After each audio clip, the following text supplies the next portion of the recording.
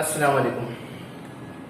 हमने हमारे last lecture में 2.1 शुरू किया है। अगर आप 2.1 को देखो तो उसमें काफी सारे सम हैं, अराउंड मेरे ख्याल से 11 सम, 11। मैंने मेरे पिछले लेक्चर में आपको उस 11 में से 3 सम करवा दिया। देखते हैं आज के लेक्चर में हम कितने सम कवर कर पाते हैं। चलो देखते हैं। मैं आज का सम शुरू करूं उससे पहले मैं आपको एक और कंसेप्ट सिखाना चाहता हूं जिसका नाम है ज्योमेट्रिक मीन। मेरे आज के जो भी सम होंगे ना वो इसी ही कंसेप्ट पे, ज्योमेट्रिक मीन। सही, ज्योमेट्रिक मीन। अब कैसे मैं सम के अंदर ऐसा क्या देख लूं जिससे ये फैसला कर लूं कि हाँ इस सम में तो ज्योमेट्रिक मीन वाला थ्योरम ही यूज करना है। ठीक, मैंने अक्सर कहा या मैं कहूं मैं हमेशा से कहता आया हूं कि हर प्रॉपर्टी या हर थ्योरम को इस्तेमाल करने की कुछ ना कुछ हिंट या कुछ ना कुछ शर्त जरूर होती है। तो वैसे ही अगर मैं आज ज्योमेट्रिक मीन की बात कर रहा हूं तो मैं अपने आप से पूछ रहा हूं कि मैं किसी दिए हुए सम में ऐसा क्या देख लूं, मैं किसी दिए हुए सम में ऐसा क्या देख लूं जिससे ये फैसला हो जाए कि ज्योमेट्रिक मीन का इस्तेमाल करना है। सुन ज्योमेट्रिक मीन की शर्त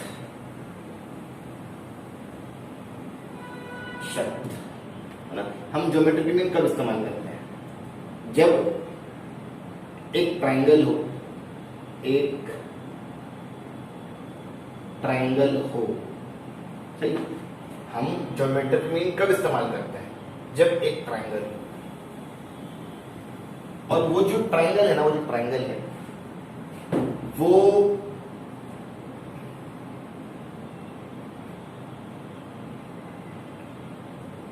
राइट एंगल इन नेचर होना चाहिए। सुन रहे हो, है ना? किसी भी साधारण या किसी भी ऑर्डिनरी ट्रायंगल में हम ज्योमेट्रिक मीन इस्तेमाल नहीं कर सकते हैं। वो जो एक ट्रायंगल है ना, वो राइट एंगल इन नेचर होना चाहिए, है ना। तो जब एक ट्रायंगल हो और वो ट्रायंगल कौन से नेचर का होना चाहिए? राइट एंगल, मतलब वो 90 बनाना चाहिए। ठीक, अगर मैं कहूं कि क्या हम इस ट्रायंगल में ज्योमेट्रिक मीन इस्तेमाल कर सकते हैं? नहीं, क्योंकि ये राइट एंगल इन नेचर नहीं है। क्या हम इस ट्रायंगल में ज्योमेट्रिक मीन इस्तेमाल कर सकते हैं? नहीं, क्योंकि यहाँ ये right angle triangle in nature नहीं है। वही मैं कहूं कि क्या मैं इस ट्रायंगल में ज्योमेट्रिक मीन इस्तेमाल कर सकता हूं? तब बोलोगे हाँ। तो सिर्फ एक ट्रायंगल होने से आप ज्योमेट्रिक मीन की नहीं सोचोगे, वो triangle right angle in nature होना चाहिए। ठीक है, फिर और वो जो triangle right angle in nature है ना, उसके राइट एंगल वर्टेक्स से हाइपोटेन्यूज पे परपेंडिकुलर बनना चाहिए,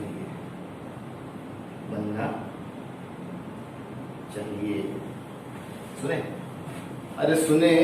और आप इस 2 शर्त को देख के थ्योरम इस्तेमाल कर सकते हो। ठीक, तो अगर आपसे कोई पूछे या अगर मुझसे कोई पूछे कि ज्योमेट्रिक मीन वाला थ्योरम की क्या शर्त है, या हम डायग्राम के अंदर ऐसा क्या देख लें जिससे ये फैसला हो जाए कि हाँ ज्योमेट्रिक मीन वाला थ्योरम इस्तेमाल करना है, तब क्या बोलोगे? पहली बात, एक ट्रायंगल होना चाहिए और वो triangle right angle in nature होना चाहिए। दूसरी बात, वो जो राइट एंगल ट्रायंगल है उसके राइट एंगल वर्टेक्स से, है ना, वो जो एक ट्रायंगल है उसके राइट एंगल वर्टेक्स से। अभी राइट एंगल वर्टेक्स क्या होता है? देखो, वर्टेक्स मतलब कोना, तो एक कोना यहां भी है, एक कोना यहां भी है और एक कोना यहां भी है। सही, तो मैं क्या कह रहा हूं, जो राइट एंगल ट्राइंगल है ना, उसके राइट एंगल वर्टेक्स, मतलब वो कोना जहां पे 90 बन रहा है। तो देखो जहां पे 90 बन रहा है, तो एक राइट एंगल ट्राइंगल होना चाहिए। हाँ, उसके राइट एंगल वर्टेक्स से हाइपोटेन्यूज पे, तो देखो यहां से हाइपोटेन्यूज पे क्या बनना चाहिए, परपेंडिकुलर। तो ऐसा देख मैं ज्योमेट्रिक मीन इस्तेमाल कर सकता हूं। शर्त समझ में आ रही है? अरे शर्त समझ में आ रही है ना? आप सम के अंदर ऐसा क्या देख लोगे जिससे ये फैसला करोगे कि हमको ज्योमेट्रिक मीन इस्तेमाल करना है? एक ट्रायंगल होना चाहिए, राइट एंगल इन नेचर, और उसके राइट एंगल वर्टेक्स से हाइपोटेन्यूज पे परपेंडिकुलर बनना चाहिए। याद करो, है ना? ज्योमेट्रिक मीन की शर्त, एक ट्रायंगल होना चाहिए, राइट एंगल इन नेचर। दूसरी शर्त, उसके राइट एंगल वर्टेक्स से हाइपोटेन्यूज पे परपेंडिकुलर बनना चाहिए। हाँ, अगर ऐसा दो चीज दिखे तो आप ज्योमेट्रिक मीन का इस्तेमाल कर सकते हो। हाँ, अगर ऐसी दो चीज होती हुई दिखे तो आप ज्योमेट्रिक मीन का इस्तेमाल कर सकते हो। क्या मिलता है ज्योमेट्रिक मीन के इस्तेमाल से? क्या मिलता है? हर थ्योरम के इस्तेमाल से कुछ ना कुछ मिलता है। अभी मैं मेरे पिछले लेक्चर की बात करूं, जब मैं पाइथागोरस थ्योरम यूज करता था तो मुझको मिलता था hypotenuse square is equal to side 1 square plus side 2 square. उसके पहले की अगर मैं बात करूं, हम theorem of areas of similar triangle use करते थे। वहां से भी मिलता था जो ट्रायंगल पहले से सिमिलर है उनके एरिया का रेशियो इक्वल मिलता था, या तो फर्स्ट करस्पॉन्डिंग साइड के स्क्वायर के बराबर, या तो सेकंड करस्पॉन्डिंग साइड के स्क्वायर के बराबर, या तो थर्ड करस्पॉन्डिंग साइड के स्क्वायर के बराबर। ऐसे और भी थ्योरम है जो हमने किया है। तो हर थ्योरम के इस्तेमाल से कुछ ना कुछ मिलता है। बीपीटी की बात कर लेते हैं। अगर दो लाइन पैरेलल है तो हाँ, हम बीपीटी इस्तेमाल कर सकते हैं। बीपीटी के इस्तेमाल से क्या मिलता है? चार लोग आपस में टॉप देखने का, एक इधर गिरने का थोड़ा थोड़ा करके, एक इधर गिरने का थोड़ा थोड़ा करके। तो हर थ्योरम के इस्तेमाल से कुछ ना कुछ मिलता है। जैसे हर थ्योरम की शर्त होती है, वैसे ही हर थ्योरम के इस्तेमाल से कुछ ना कुछ मिलता है। तो शर्त तो ये रही, मिलता क्या है? मिलता क्या है? जो परपेंडिकुलर बना रहा है, मिलता क्या है? सही। हाँ, अगर मैं किसी सम में ज्योमेट्रिक मीन का थ्योरम अप्लाई करूं तो मिलता क्या है? जो परपेंडिकुलर बना रहा है ना, राइट एंगल वर्टेक्स से जो परपेंडिकुलर बना रहा है उसका स्क्वायर। याद करो, जो राइट एंगल वर्टेक्स से जो परपेंडिकुलर बना रहा है, तो देखो ये राइट एंगल वर्टेक्स है, ये परपेंडिकुलर बना रहा है। जो परपेंडिकुलर बना रहा है उसका स्क्वायर इक्वल मिलेगा जिस पे परपेंडिकुलर बन रहा है उनका डिवीजन। तो देखो ये यहां से परपेंडिकुलर बना रहा है, डिवीजन मतलब ये बढ़ेगा, MQ और QP, है ना? जो परपेंडिकुलर बना रहा है उसका स्क्वायर इक्वल टू होगा जिस पे परपेंडिकुलर बन रहा है। देखो यहां परपेंडिकुलर बन रहा है ना, तो इनका डिवीजन मतलब बढ़ गया वो, MQ और QP मल्टीप्लीकेशन के फॉर्म में, है ना? लिखो अपनी टेक्स्ट बुक में लिखो। हाँ, ज्योमेट्रिक मीन से मिलता क्या है? जो परपेंडिकुलर बना रहा है उसका स्क्वायर इज इक्वल टू जिस पे परपेंडिकुलर बन रहा है उसका डिवीजन, मतलब वो बढ़ गया। अब हाँ, ये अक्खा MP, MQ और QP में बढ़ गया। हाँ, ये अक्खा MP, MQ और QP में बढ़ गया, लेकिन कौन से फॉर्म में? मल्टीप्लीकेशन के फॉर्म में। ठीक, ऐसा मिलता है। और एक और देख लेते हैं फिगर, एक और देख लेते हैं। ये एक राइट एंगल ट्रायंगल है, नाम है ABC, और ये रहा राइट एंगल वर्टेक्स। सही, ये एक ट्रायंगल है ABC नाम का, यहां 90 दिख रहा है, मतलब ये एक राइट एंगल ट्रायंगल है ना? उर्दू वाले थोड़ा सा कोशिश किया करें। अब इसके राइट एंगल वर्टेक्स से हाइपोटेन्यूज पे 90 बन रहा है, हाइपोटेन्यूज पे परपेंडिकुलर बनना चाहिए, है ना? तो ये एक राइट एंगल इन नेचर है, इसके राइट एंगल वर्टेक्स से हाइपोटेनस पे क्या बन रहा है 90। तो देखो दो शर्त पूरी हुई, हाँ ये एक राइट एंगल ट्रायंगल है, हाँ इस राइट एंगल वर्टेक्स से हाइपोटेनस पे क्या बन रहा है 90। क्या दो शर्त पूरी हुई? हाँ मैं ज्योमेट्रिक मीन इस्तेमाल कर सकता हूं। ज्योमेट्रिक मीन के इस्तेमाल से क्या मिलता है? तो आप बोलोगे जो परपेंडिकुलर बना रहा है उसका स्क्वायर, है ना। देखो ये परपेंडिकुलर राइट एंगल ट्रायंगल के राइट एंगल वर्टेक्स से जो परपेंडिकुलर बना रहा है उसका स्क्वायर इज इक्वल टू जिस पे परपेंडिकुलर बन रहा है हाइपोटेनस पे बन रहा है ना, तो हाइपोटेनस का डिवीजन, हाइपोटेनस बढ़ जाएगा AM और MC, लेकिन कौन से फॉर्म में? मल्टीप्लाई के फॉर्म में। तो वही आपको समझा रहा है ना। अगर कल को क्लास खुलती है और मैं आपसे पूछूं कि ज्योमेट्रिक मीन के इस्तेमाल से क्या मिलता है, तो आप क्या बोलोगे? जो परपेंडिकुलर बना रहा है उसका स्क्वायर इज इक्वल टू जिस पे परपेंडिकुलर बन रहा है उसका डिवीजन, कौन से फॉर्म में? मल्टीप्लिकेशन के फॉर्म में। बस ये थ्योरम को याद करके रखो, आपके आगे आने वाले कुछ सम इसी ही पे बेस्ड है। समझ में आया? अरे समझ में आया। एक सम सॉल्व करें। हाँ चलो एक्सरसाइज 2.1 मेन क्वेश्चन 2 क्या दिया है पहले उसे देख लेते हैं। एक एंगल है MNP जो 90 इन नेचर है। हाँ MNP, हाँ ये 90 इन नेचर है, सही। इसको 90 देख, मैं इस ट्रायंगल को राइट एंगल ट्रायंगल बोल सकता हूं, वो मेरी एक शर्त में से। उसके बाद NQ राइट एंगल वर्टेक्स से एक NQ करके लाइन निकल रही है। ये NQ हाइपोटेनस पे परपेंडिकुलर बना रहा है। Very good. ये रही पहली शर्त जो पूरी होती हुई दिख रही है, ये रही दूसरी शर्त जो पूरी होती हुई दिख रही है। मुझे इशारा मिल रहा है कि हाँ मैं ज्योमेट्रिक मीन इस्तेमाल करूंगा। और MQ 9 है, ये आपका 9 है, QP 4 है, और मुझे फाइंड करना है NQ।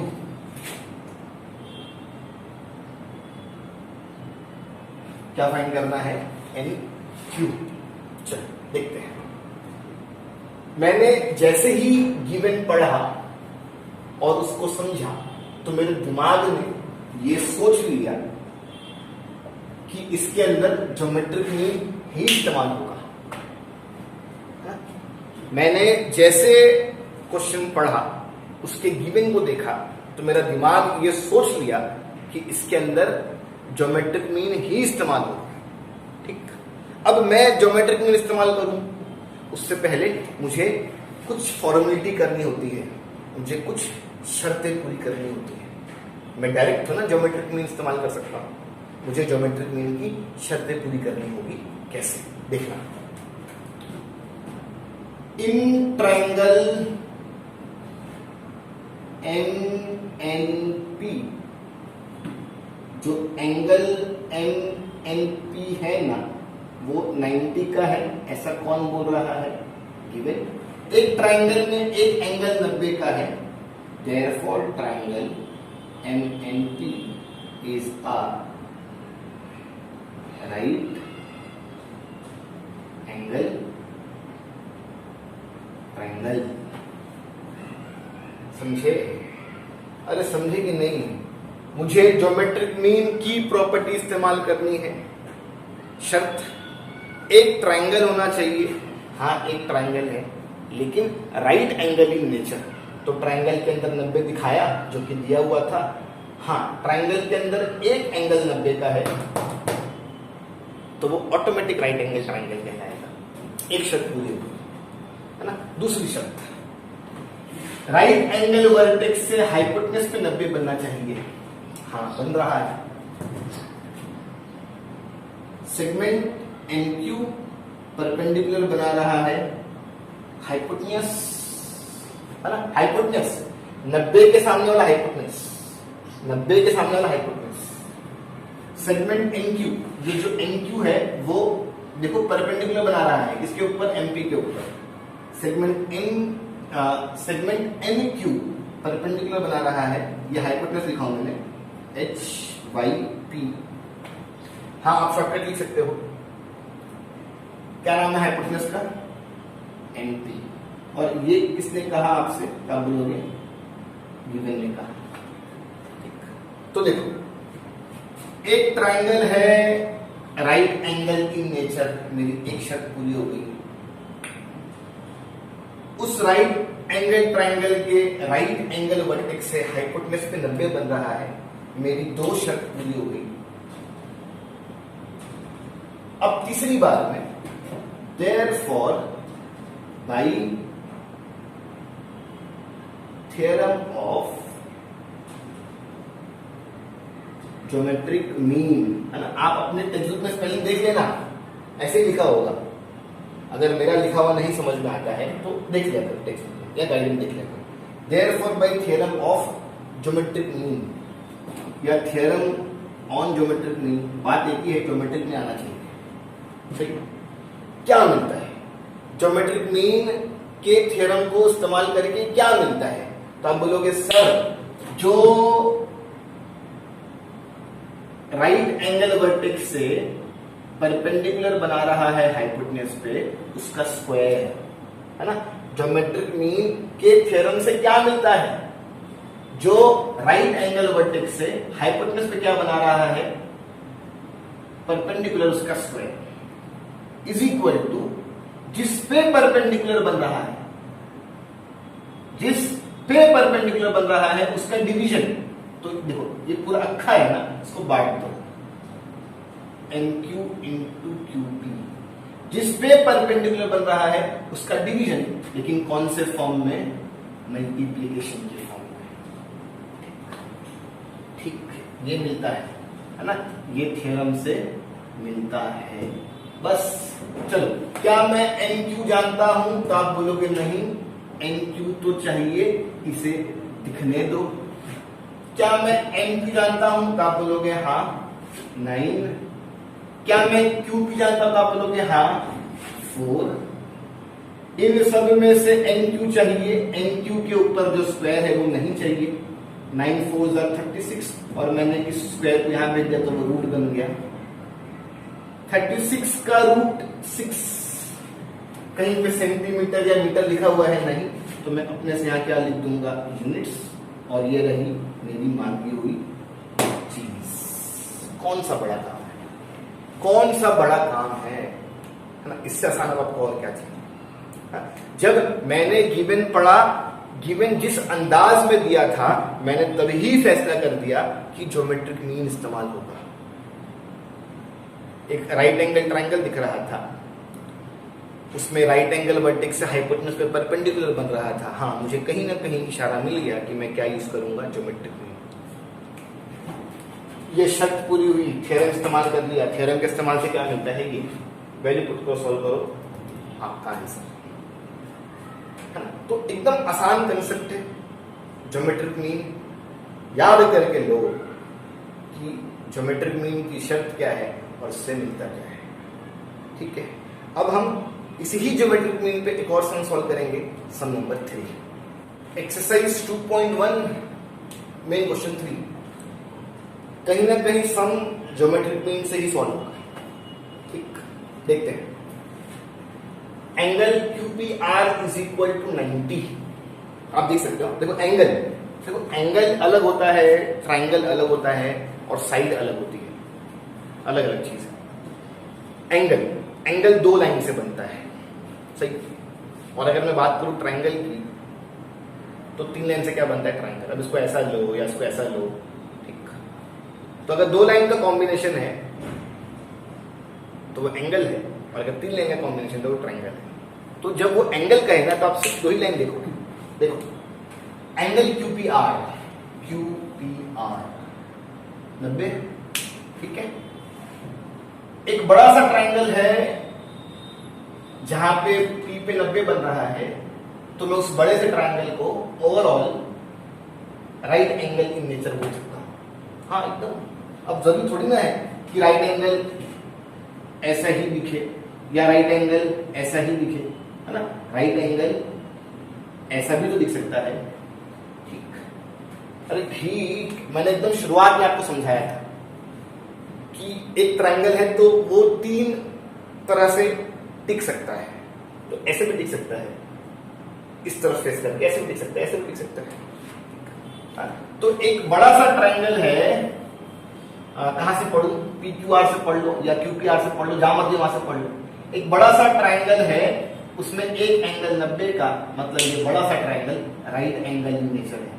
तो जो मेरी पहली शर्त है ना कि ट्रायंगल होना चाहिए राइट एंगल इन नेचर, वो पूरी हो रही है। सही है। अब फिर अगर ये बड़ा सा ट्रायंगल राइट एंगल नेचर है तो ये इसका राइट एंगल वर्टेक्स हुआ। इस राइट एंगल वर्टेक्स से हाइपोटेनस पे क्या बन रहा है, 90। 90 के सामने वाला हाइपोटेनस है ना, 90 के सामने वाला हाइपोटेनस। तो राइट एंगल वर्टेक्स से हाइपोटेनस पे 90 बन रहा है। पहली शर्त भी पूरी हो रही है, दूसरी शर्त भी पूरी हो रही है। मुझे कहीं ना कहीं इशारा मिल रहा है कि मैं ज्योमेट्रिक मीन वाला थ्योरम इस्तेमाल करूंगा। ज्योमेट्रिक मीन का थ्योरम इस्तेमाल करूंगा, उस थ्योरम से मुझे एक चीज मिलेगी, उस मिली हुई चीज में मैं वैल्यू पुट करूंगा। देखेंगे वैल्यू पुट करने बाद क्या हमें मांगा हुआ मिल रहा है या नहीं। अगर मांगा हुआ मिल रहा है तो हम वहां पे रुक जाएंगे, और अगर मांगा हुआ नहीं मिला तो हम हल्का फुल्का काम और कर लेंगे। ठीक है, ठीक है, ऐसी मेरी सोच है। सम कभी भी करवट ले सकता है। चलो खैर, हाँ एक triangle right angle in nature है। हाँ उसके राइट एंगल वर्टेक्स हाइपोटेनस पे परपेंडिकुलर बन रहा है। मेरे पास कुछ वैल्यू है PM है ना, जो परपेंडिकुलर बना रहा है वो 10 दिया हुआ है। जिसपे परपेंडिकुलर बन रहा है उसका डिवीजन, उसका एक हिस्सा दिया हुआ है और दूसरा हिस्सा अपने को चाहिए। नहीं, दूसरा हिस्सा नहीं चाहिए, अपने को पूरा अक्खा चाहिए, पूरा अक्खा। अपने को पूरा यहां से लेके यहां तक अपने को पूरा अक्खा चाहिए। ठीक, अरे ठीक है ना। देखो यहां देखो, पूरा Q से लेके R तक चाहिए। फिर आप बोलोगे काय को, क्यों Q से लेके R तक, क्यों नहीं M से लेके R तक? तो मैं कहूंगा वो तो क्वेश्चन की बात है ना, वो किसी भी रूप में आए, हम तो है ना वहां पे कोई जोर जबरदस्ती कर सकते हैं। सही, मांगने दो उसको, पूरा QR मांगने दो, अपन उसको ढूंढ के लाएंगे। कैसे? सुनने का, मेरा रस सा प्लान सुनने का। मैंने सब में ये देखा कि हाँ वो एक राइट एंगल इन नेचर है, हाँ उसके राइट एंगल वर्टेक्स से हाइपोटेनस पे परपेंडिकुलर बन रहा है। हाँ मैं ज्योमेट्रिक मीन इस्तेमाल कर लूंगा, है ना। ज्योमेट्रिक मीन के इस्तेमाल से मुझे इसका स्क्वायर मिलेगा PM स्क्वायर, फिर is equal to QM into MR। मैं जैसे ही फॉर्मूला लिखूंगा, फॉर्मूले में ये पता है मुझे ये मिल जाएगा MR। मान के चलो फॉर्मूले से मुझे MR मिल रहा है 20 और प्लस 8 28। मैं दोनों को जोड़ दूंगा, मुझे मांगा हुआ QR मिल जाएगा। सही, अरे सही। तो जहन में इतनी सी बात लेके चलो कि डायरेक्ट फॉर्मूले के इस्तेमाल से मांगा हुआ नहीं मिलने वाला है।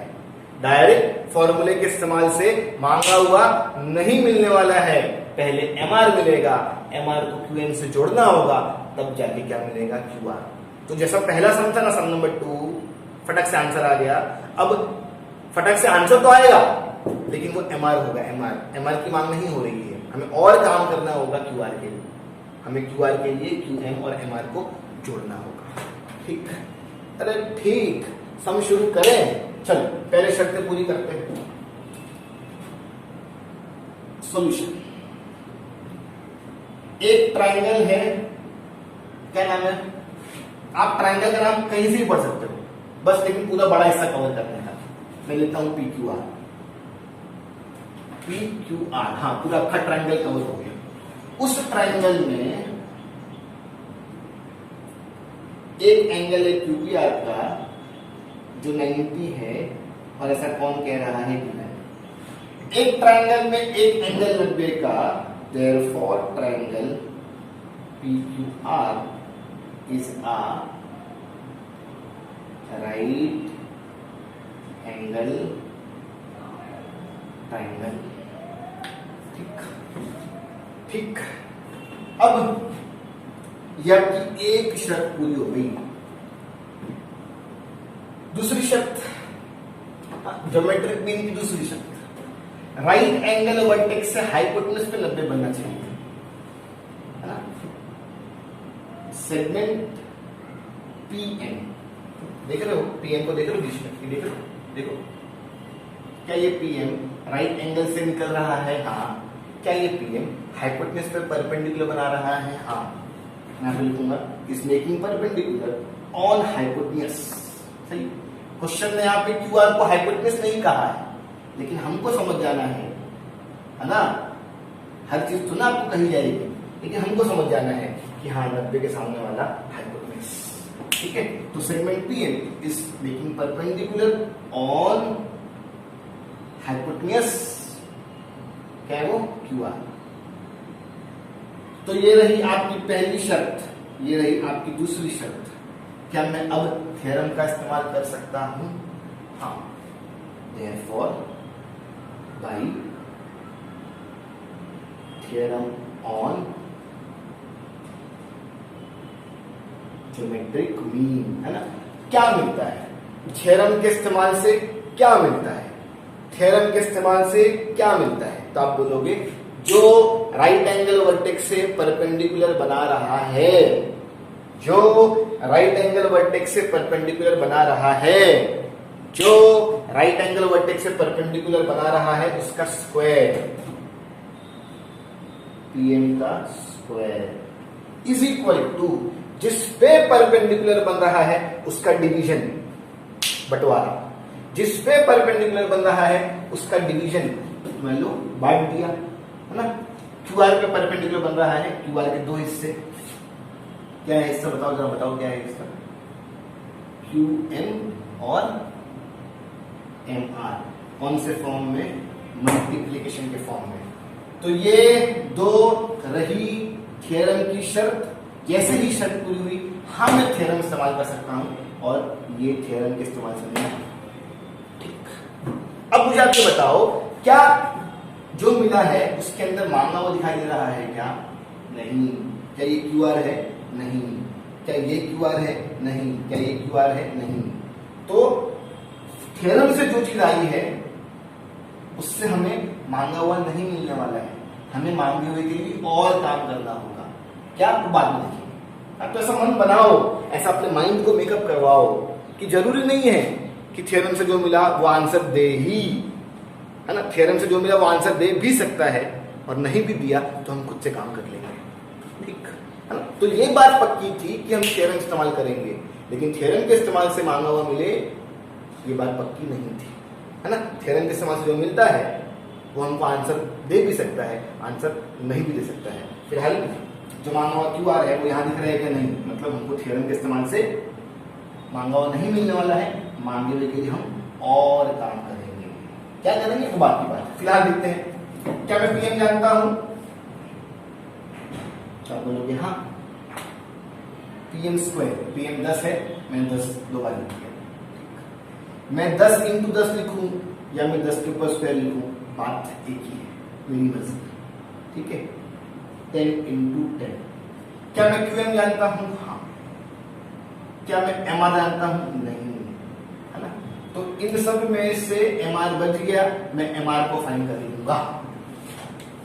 इन सब में से एमआर बच गया, मैं एमआर को फाइंड कर लूंगा। जैसे ही एमआर मिलेगा, जैसे ही एमआर मिलेगा, मैं दोनों वैल्यू जोड़ दूंगा, मुझे क्यूआर मिल जाएगा। ठीक ठीक। तो निराश नहीं होने का, सर एमआर दिख रहा है, एमआर मिलने वाला है, अपने को तो क्यूआर चाहिए। तो मैं बोलूंगा जो मिल रहा है आने दो, जो मिल रहा है आने दो, जो आया है उसको इस 8 से जोड़ देना, मांगा हुआ मिल जाएगा। ठीक है। चलो चलो, 10 इंटू 10 अपॉन 8, है ना, मल्टीप्लाई वाला डिवाइड, या मैं कहूं जो चाहिए वो अकेला होना चाहिए, हट। 2 4 जा और 2 5 जा, 2 2 जा, 2 5 जा, 5 5 जा 25, 25 अपॉन 2, सीधा कर दो, उसको सीधा कर दो। 25 का आधा कितना होता है बताओ? 12.5, है ना। 25 का आधा कितना होता है? 12.5। आप चाहो तो ऐसा कर लो, 25 डिवाइड बाई 2, 2 1 जा 2, 5 बचा, 2 2 जा 4, 1 बचा। चीज छोटी हो चुकी है, यहां डेसिमल और यहां 0, 2 5 जा 10। तो ऐसे भी 12.5 आना है और ऐसे भी 12.5 आना है। तो जहां आसानी है, जहां कम समय लग रहा है, वहां के लिए काम करो ना। समझ में आ रहा है? अरे समझ में आ रहा है। देखो आपकी मर्जी, आपको जैसा कैलकुलेशन करना है वैसा कैलकुलेशन करो, लेकिन मुझे तो MR 12.5 चाहिए। बाकी कोई कंपल्शन नहीं है, कोई जरूरी नहीं है कि आप मुझे ही कॉपी करो। आपको जैसा कैलकुलेशन करना है आप वैसा करो, ठीक है। लेकिन आंसर कितना आ चाहिए? 12.5। चलो, मुझे 12.5 आ गया। क्या मुझसे क्वेश्चन ने MR मांगा था? नहीं, क्वेश्चन ने तो मुझसे QR मांगा था। हाँ, मैं मांगे हुए QR को फाइंड कर सकता हूं। कैसे?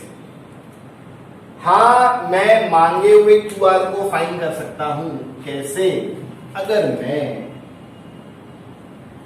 QM को जोड़ दूं MR से तो। अरे सुन रहे हो? अरे सुन रहे हो? वापस। हाँ, मैं मांगे हुए QR को फाइंड कर सकता हूं। कैसे? इधर देखो। अगर मैं QM को जोड़ दूं MR से तो, ठीक है। अरे ठीक है, हाँ मैं QR को फाइंड कर सकता हूं। कैसे? अगर मैं QM को MR से जोड़ दूं तो। QR तो चाहिए। क्या मैं QM जानता हूं? हाँ। क्या मैं MR जानता हूं? हाँ। ठीक, QR चाहिए, दिखने दो, है ना। 12.5 रुपया और 8 रुपया जोड़ो, रुपया में काम करो, रुपया में 12.5 रुपया और 8 रुपया, क्या बोलोगे? 20 रुपया 8 आने, है ना। डायरेक्ट काम करो, टाइम बचेगा और वो आपके लिए बेनिफिशियल होगा। ठीक, 12.5 रुपया और 8 रुपया, 20 रुपया 8 आने। ठीक है। अगर ऐसा नहीं अच्छा लगता है आप ऐसे काम कर लो, 12.5 और ये 8, इस 8 को मैं 8.0 लिखूंगा। क्यों? अगर यहां पे एक डेसिमल है तो मुझे इसके पास भी एक डेसिमल लाना होगा। तो मैं इसको 8 नहीं लिख सकता हूं, मैं इसको 8.0 लिखूंगा। अब प्लस करना है ना, तो पॉइंट के नीचे पॉइंट, इस तरफ 8 और इस तरफ 0, 5 डेसिमल, 8 2 10, 1 और 1 2। तो ऐसे भी 20.5 आएगा, ऐसे भी 20.5 आएगा, लेकिन यहां पे कम समय लगेगा। समझ में आ रहा है? अरे समझ में आ रहा है। तो ये रहा आपका मांगा हुआ। आप चाहो तो नहीं, चाहो तो नहीं, आप यहाँ पे क्या कर देना, यूनिट्स डाल देना, जरूरी है, ठीक है ना। अगर कुछ नहीं मेंशन होता तो हम यूनिट्स लिखते हैं। ये आपकी मांगी हुई चीज है, ये आपकी मांगी हुई चीज है ना। एकदम आसान है। हम जब क्वेश्चन पढ़ते हैं ना, तो ही हमको एहसास हो जाता है कि हाँ ज्योमेट्रिक में इस्तेमाल होने वाला है। ज्योमेट्रिक में की शर्तें पूरी करो, ये मिला, वैल्यूज पुट करो, MR मिला। MR नहीं मांग रहा है, QR मांग रहा है। तो क्या हुआ, हमको थ्योरम से मांगा हुआ नहीं मिला, हम मांगा हुआ फाइंड कर सकते हैं। QR कैसे बनता है? QM और MR को जोड़ के वैल्यू पुट करो, सॉल्व करो, आपका आंसर। ठीक। फिर अगर कोई बच्चा सोच रहा है कि सर यहाँ पे जो जोड़ के दिखाए हो, तो यहाँ पे कोई रीजन वगैरह नहीं आएगा क्या? जैसे पॉइंट्स आर कोलिनियर, तो मैं बोलूंगा वो आता है वो 90 तक। अभी आप थोड़े बड़े हो चुके हो, तो जरूरत नहीं है कि आप इन सब में चीज दिखाओ कि वो कोलिनियर है या वो कोलिनियर नहीं है, ठीक है। अरे ठीक है, जितना मैं लिख रहा हूं ना उतना सफिशिएंट है, आपको पूरे नंबर मिल जाएंगे। अगर कोई क्वेश्चन 3 मार्क का है तो आपको 3 मिल जाएंगे, अगर कोई क्वेश्चन 4 मार्क का है तो 4 मिल जाएंगे, अगर कोई क्वेश्चन 2 मार्क का है तो आपको 2 मिल जाएंगे। ठीक, वैसे आप करने को बहुत कुछ कर सकते हो। आप इसको 1 दे दो, फिर वैल्यू पुट करके यहाँ पे लिखो फ्रॉम 1, है ना। तो अगर दिखाना है तो आप बहुत कुछ दिखा सकते हो, लेकिन मैं कहता हूं जरूरी नहीं है ना। मैंने जितना दिखाया उतना बस है, आपको पूरे नंबर मिल जाएंगे।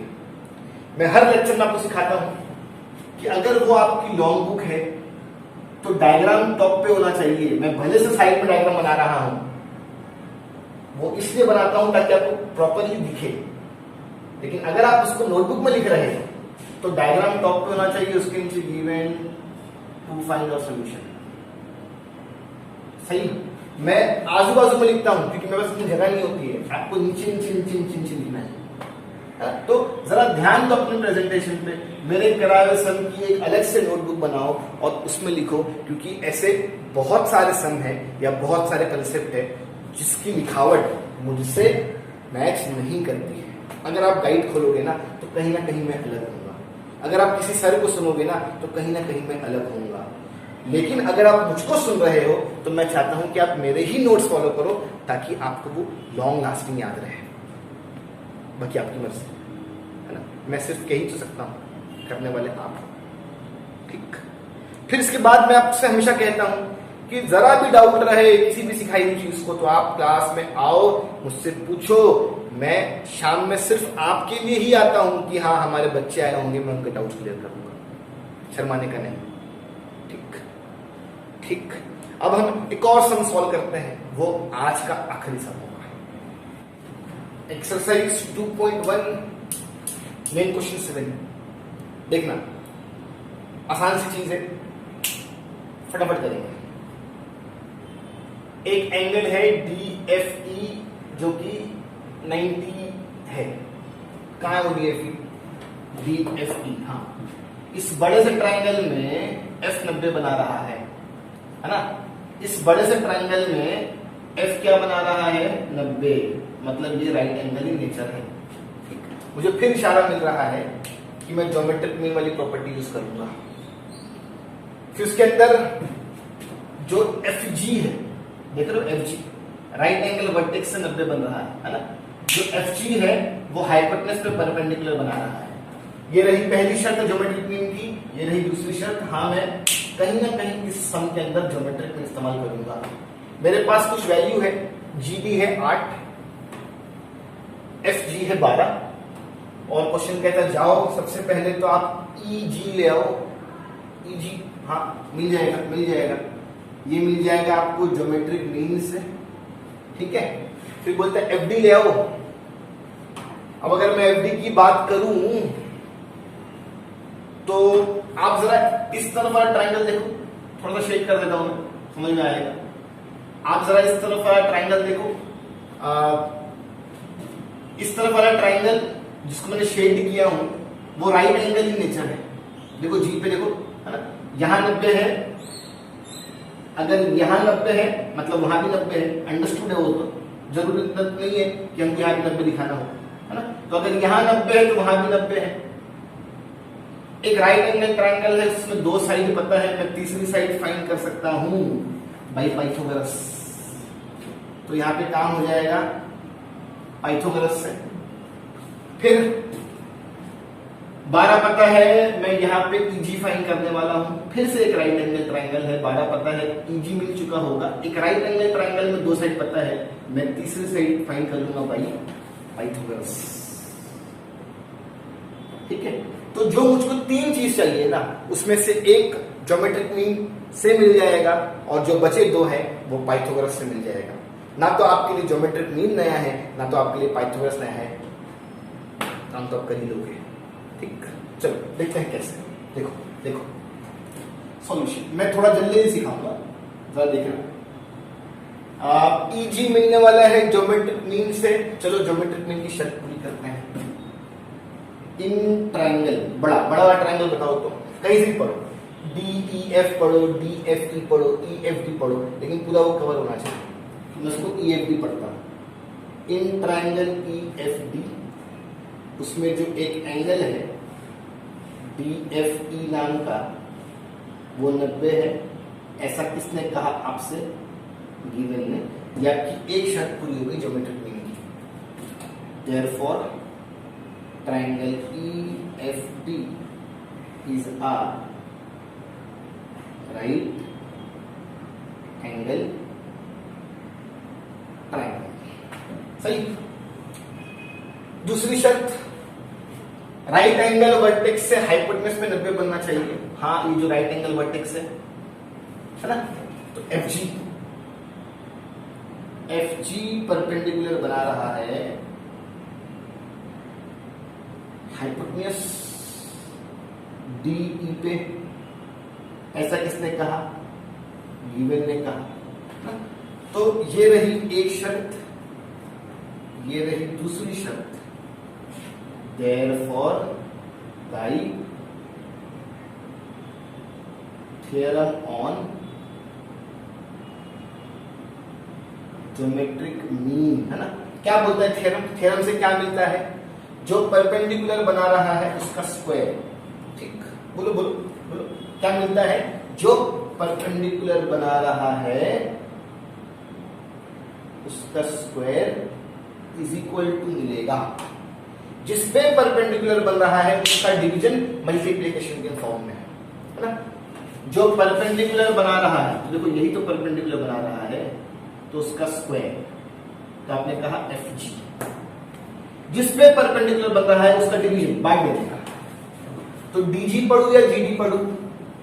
डीजी पढ़ू या जीडी पढ़ू? तो आप बोलोगे यहाँ पे जीडी लिखा है, जीडी पढ़ू। सही। ई जी पढ़ू या जी पढ़ू? ई जी पढ़ू। जो परपेंडिकुलर बन रहा है उसका स्क्वायर इज इक्वल टू जिसपे परपेंडिकुलर बन रहा है उसका डिवीजन कौन से फॉर्म में? मल्टीप्लिकेशन के फॉर्म में। बस ये थ्योरम की शर्त थी, ये थ्योरम से मिला। पहले पुट को सॉल्व करो, आपका पहला काम हो जाएगा। बाकी जो दो बचे उसके लिए पाइथागोरस। ठीक, चलो। क्या मैं जी जानता हूं? सब लोग यहाँ 12 × 12, फिर वही है ना, मैं 12 के ऊपर स्क्वायर लिखूं तो भी चलेगा, या मैं 12 के बाद लिखूं तो भी चलेगा। क्या मैं जी भी जानता हूं? तब बोलोगे हाँ। क्या मैं ई जी जानता हूं? तब बोलोगे नहीं, जी तो चाहिए। 12 × 12 जो चाहिए वो अकेला होना चाहिए। इस सोच के साथ मल्टीप्लाई वाला डिवाइड जी। 4 2s 4 3s 2 1s 2 6s, सीधा कर दो। That is EG is equal to 18 units. और ये आपकी पहली मांगी हुई चीज। यहां पे मैं लिख दूं 18। सही है? अरे सही है ना? मैंने कोई नया काम नहीं किया। जो मैंने लेक्चर के शुरुआत में सिखाया था मैं अभी तक उसी पे कायम हूं, है ना? चलो आगे। एफ डी चाहिए। एफ डी कैसे मिलेगा? पाइथागोरस से। देखो अगर मैं ये हिस्सा मिटा दूं, देखो आपको और अच्छे समझ में आएगा। एक ट्राइंगल है, राइट एंगल इन नेचर, तब लोग कैसा, है ना? इधर 90 बन के दिया था, 90 इधर बना है, समझ जाने का कि 90 उधर भी है। 90 इधर बना है, समझ जाने का कि 90 उधर भी है। तो अगर इधर 90 बन के दिया है मतलब 90 यहां भी बन के दिया हुआ है। सही, वो अंडरस्टूड होता है, वो समझ जाने का। हाँ, तो एक ट्राइंगल है, राइट एंगल इन नेचर, उसकी दो साइड पता है, मैं तीसरी साइड फाइंड कर सकता हूं। कैसे? पाइथागोरस। उर्दू वाले क्या बोलते पाइथागोरस? हाँ, क्या फिजियोग्राफ करके ऐसा कुछ बोलते हैं ना, है ना? तो समझ जाने का। चलो, अब जिस तरह से ज्योमेट्रिक मीन की शर्त है, बिना शर्त पूरे किए आप थ्योरम इस्तेमाल नहीं कर सकते, वैसे ही पाइथागोरस की भी शर्त है। एक ट्राइंगल होना चाहिए, इन ट्राइंगल। नाम बताओ, नाम। डी जी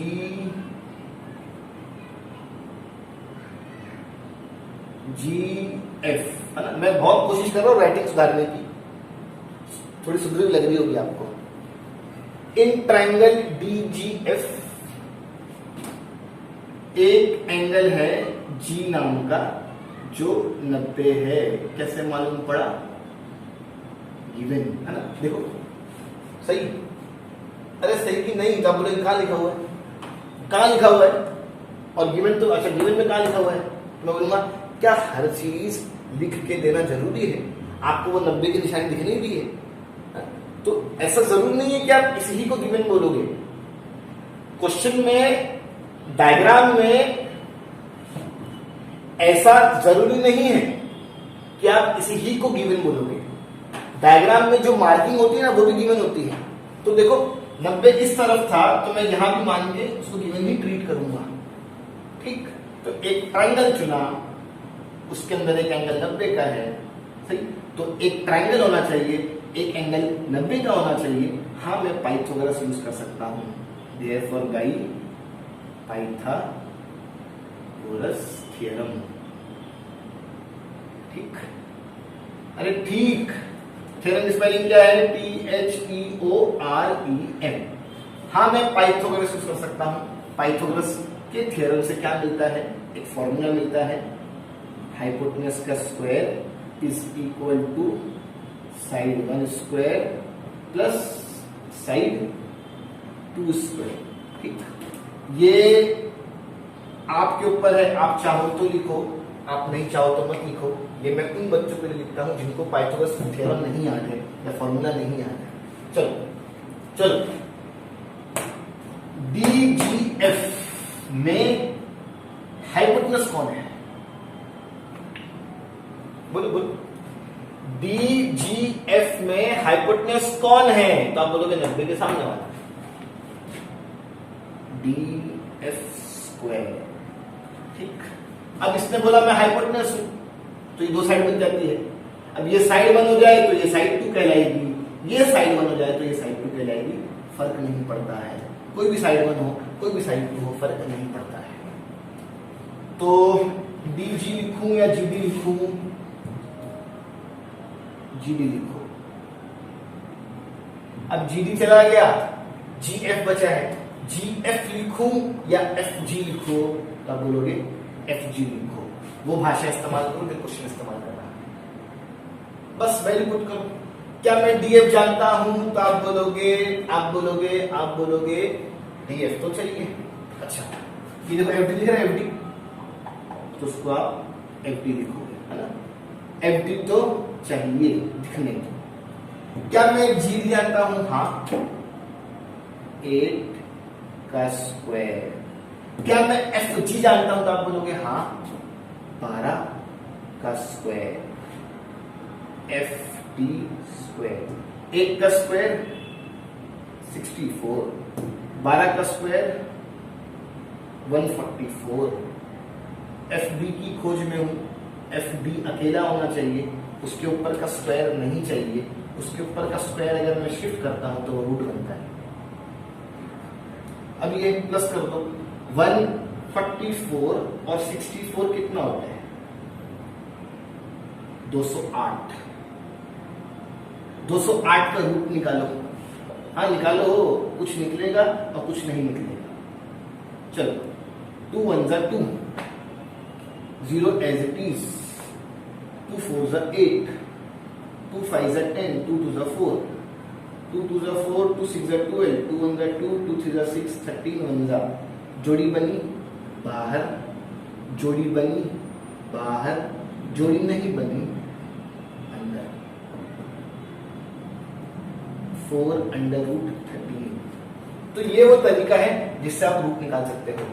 मैंने 208 के ऊपर रूट देखा, जिसकी जोड़ी बनी बाहर, जिसकी जोड़ी बनी बाहर लेकिन एक बार, और जिसकी नहीं बनी वो अंदर, 2 4। तो अगर कोई मुझसे पूछे कि सर FD कितना है, तो मैं बोलूंगा 4 अंडर रूट 13। कुछ मेंशन नहीं है सेंटीमीटर मीटर, तो मैं क्या लिखूंगा? यूनिट्स। हमने FD तो फाइंड कर लिया है, मतलब हमने हमारी दूसरी चीज फाइंड कर लिया है। अब वो जो तीसरी चीज है ना, उसको आप कैसे फाइंड करोगे? मैंने पहले भी डिस्कस करके रखा हूं कि हम पाइथागोरस से काम करेंगे। आप डायग्राम देख सकते हो, मैंने थोड़ा सा चेंज किया डायग्राम के अंदर, है ना, हल्का सा मिटा उठा के। एक ट्रायंगल है GEF, उसमें इस वाले EF को फाइंड करना है। जिस GEF को मैं देख रहा हूं वो राइट एंगल इन नेचर है, निशानी बन के दी हुई है। अगर ये राइट एंगल नेचर है, उस राइट एंगल ट्राइंगल में दो साइड पता है, मैं तीसरी साइड फाइंड कर सकता हूं बाय पाइथागोरस। मतलब पाइथागोरस से काम होना है। अब अगर पाइथागोरस से काम होना है तो पाइथागोरस की शर्त भी तो पूरी करनी होगी। क्या शर्त है पाइथागोरस की? एक ट्राइंगल होना चाहिए इन ट्राइंगल GEF। क्या सिर्फ एक ट्राइंगल होने से मैं पाइथागोरस यूज कर सकता हूं? नहीं, उसमें एक एंगल 90 का भी होना चाहिए। तो आप अगर आप जी को देखो, है ना, यहां मत देखो, यहां नहीं दिखेगा, आप डायग्राम में देखो, डायग्राम में दिखेगा। डायग्राम में भी जो गिवन है ना उसे हम गिवन कहते हैं। ठीक, तो एक ट्राइंगल चुना, उसमें एक एंगल 90 का है। हाँ, मैं इतना देख पाइथागोरस यूज कर सकता हूं।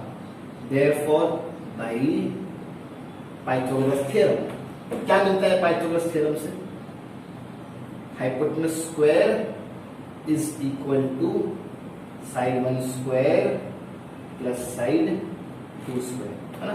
देखो, एकदम जरूरी नहीं है कि आप इसको लिखो ही, है ना, आप इसको स्किप कर सकते हो। आप डायरेक्ट फॉर्मूला मन में सोच के वैल्यू पुट करने का। चलो, इस GEF में हाइपोटेनस क्या है तो आप बोलोगे EF और कोशिश करोगे उस पैटर्न में नाम पढ़ने की जैसे कि पहले से पढ़ा हुआ है। तो EF पढ़ू या FE पढ़ू तो आप बोलोगे EF।